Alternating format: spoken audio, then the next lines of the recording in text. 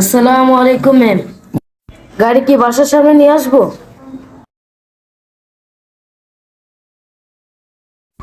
আচ্ছা, আমি গাড়ি নিয়ে আসছি।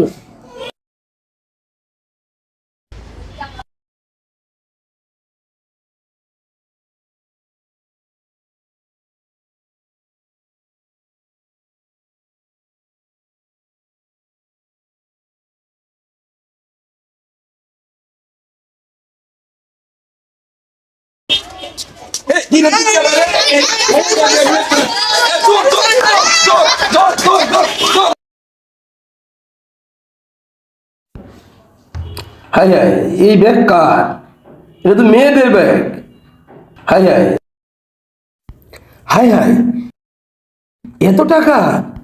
হাই হাই, কার ব্যাগ? হাই আরে খুঁজে পাবো কই?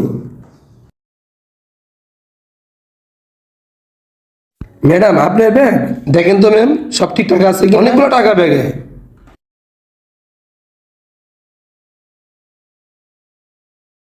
সব ঠিক আছে ম্যাম? আরে সুরে তো নিয়ে যাচ্ছিল, অনেক কষ্ট করে আর রাখছে তার কাছ থেকে। আরে ম্যাডাম, এই টাকা তো আমার না, অন্যের টাকা আমি নিয়ে কি করব?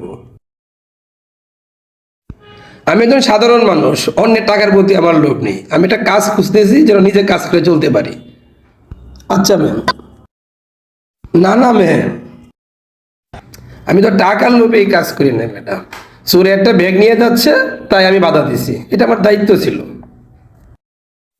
ম্যাডাম কি বলবো, আসলে আমরা 3 ভাই ছিলাম। এই সৎ ভাই ছিল 2জন, তাদেরকে আমি খুব বিশ্বাস করতাম। কিন্তু তারা জালিয়াতি করে আমার বাড়ি ঘর সম্পত্তি সব তাদের নামে লিখে নিয়ে গেছে।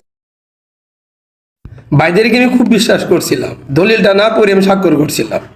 কিন্তু তারা জালিয়াতি করে সব নিয়ে গেছে, এখন আমার সব শেষ। আমি যা পারি এখন তাই কাজ করি, যখন যেটা পাই এটাই করি। কি আর করব, জীবন তো চালাইতে হবে।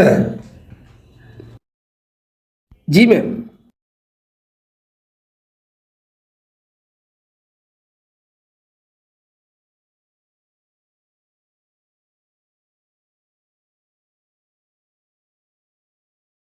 জি ম্যাম, আমি সৎ থাকার চেষ্টা করতেছি, আল্লাহ ভরসা।